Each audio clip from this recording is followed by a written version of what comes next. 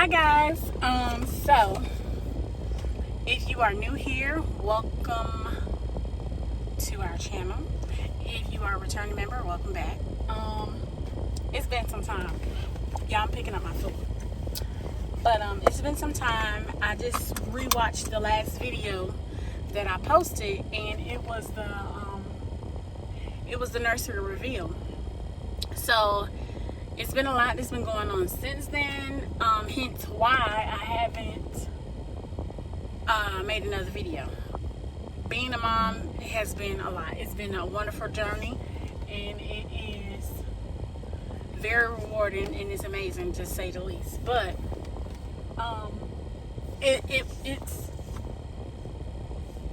my hands were tied, okay?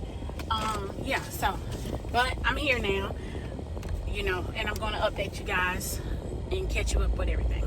So, after I did the nursery reveal, of course I had, this is going to be my birthing story, I guess. I had contractions off and on from like week 36 all the way up, but it just wasn't anything consistent. Well, a day after I turned 40 weeks, my due date was February the 15th of 2024.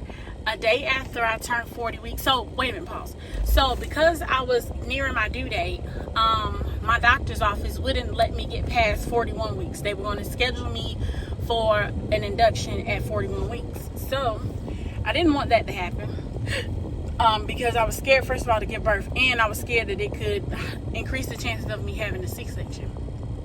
Well, cesarean section, C-section, for anybody who isn't familiar with the short term. Okay, so when I turned 40 weeks, everything was still normal. They checked me earlier that week. I hadn't dilated not one bit. Like, I was completely closed. And so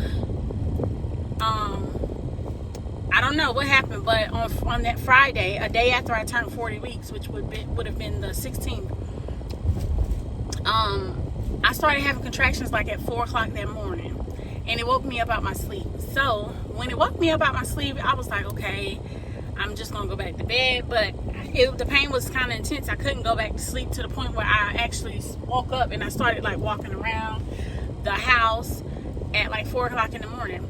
Well, the contractions never did leave until that afternoon. I actually stopped working. I'm just like, okay, this feels like this is it. So once I got everything together, I kind of, prepared everything, took my bath, and did everything I needed to do, the last minute touches. And then me and my husband, we went to the hospital. We went to labor and delivery, and they checked me, and I was still at 0. At this point, it's been over 12 hours, and I still was at 0. And actually, my contractions had stopped at that point. They said, so, well, we don't have to send you home. We can keep you here and go ahead and induce you, being as though you are already at 40 weeks. Or we can allow you to walk around the hall, see if you'll dilate any, or we can just send you home and try to, see what'll happen next. So I decided to walk around the halls for about an hour, do squats and everything, and to see what happened. Well, I did that, and I still wasn't quite dilated much of anything, maybe like 1 centimeter max. But and the contractions had completely stopped at this point. So they sent us home. We went home, and then we got home maybe like 8 p.m. on that Friday. And so we went home, and then that Saturday morning at 4 a.m. again, I started having these intense contractions again. And so I'm like, okay, I'm so sick of this. I'm over it. Today has to be the day. And I stayed home because I was afraid they was just going to send me home again, or I wouldn't be dilated any. So I stayed home from 4 a.m. The contractions started again, and I went through the whole work day, but I was in a lot of pain. I couldn't even sit down. So instead of me going to the hospital, I just walked around my neighborhood. I did curbs, side steps, or whatever. I bounced on the ball. And I did all of that till about 6 o'clock that evening. Well, when I went in at 6 o'clock that evening, I was 4 centimeters dilated. So they was like, oh yeah, it's go time, we're not letting you go this time. So they prepared my room and everything and got everything together. They asked me, did I want an epidural? And I said, no, I don't want one. It's not completely off the table, of course, but I didn't want one at all right now. I wanted to try to labor as much as possible first. So I labored until I was 8 centimeters without any medication, anything. And then when the lady checked me at 8 centimeters, she was like, you know, you're still kind of narrow. And so what my fears with giving birth is the contractions were going to hurt or I would rip down in the areas, right?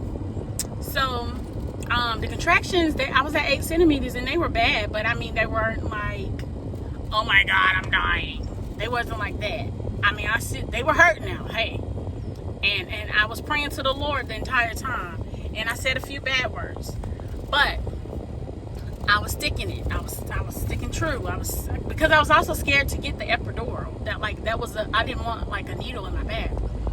But when she told me that I still was kind of narrow, I was just like, oh my God, I'm already at 8 centimeters. Like, if this head comes out of my hoo-ha, it is going to hurt and it may rip me all up.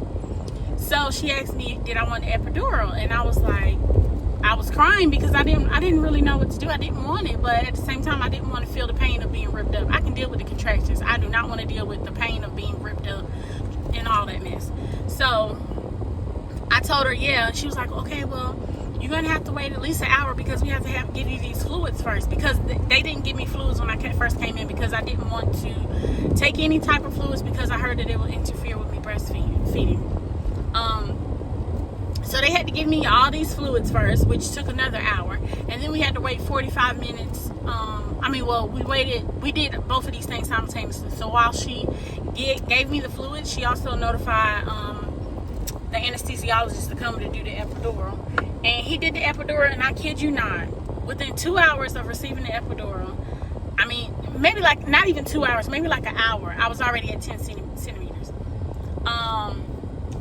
No, not after receiving it, but once they gave it to me, within that hour I was ready to go ahead and start pushing. And she was like, okay, well, you want to start pushing? She was like, are you numb? Can you feel this? And I was like, yeah, I kind of feel it. And she was like, okay, well, roll over to this side while we get roll over to the other side so that the medication can flow on the other side, I guess. I don't know. While we get where we're going to lay the baby and everything together. So I did that, and then next thing you know, I was pushing, and it took a couple pushes. I would say like maybe 4, 5. And yeah, so I had my baby on the 18th of February at 3:57, which is around the times I kept waking up. And so everything went fine with that, but I did rip. I ripped in 3 places. One of the rips was a 2nd-degree tear. So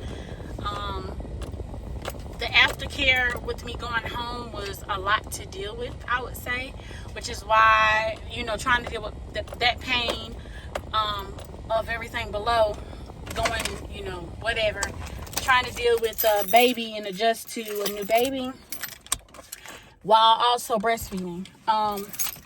Yeah, so that's how that happened. It was a lot, so I couldn't get back to you guys, but I am back now. And yeah, that is my birth journey. My husband cut the cord. My mom was in the room as well. They were the perfect team that I needed to get through this. And I'm actually very surprised at myself because I was so scared of labor. Like, I was scared of labor and delivery, like, all together. Anyway, guys, so that's that on that. Stay tuned for the next video. Yes, I may have on the same shirt in the next video because I'm recording all this super fast and getting it out because it's a lot I have to update you guys on. Next, I'm going to be talking about breastfeeding, how the weeks postpartum was, how that played into everything. And, yeah. And that's all about breastfeeding. And it's more so educational because I don't think a lot of you guys would care. But I wish I would have seen this, or I wish I would have known this. Yeah. So, yeah. All right. Bye, guys. Thank you for watching.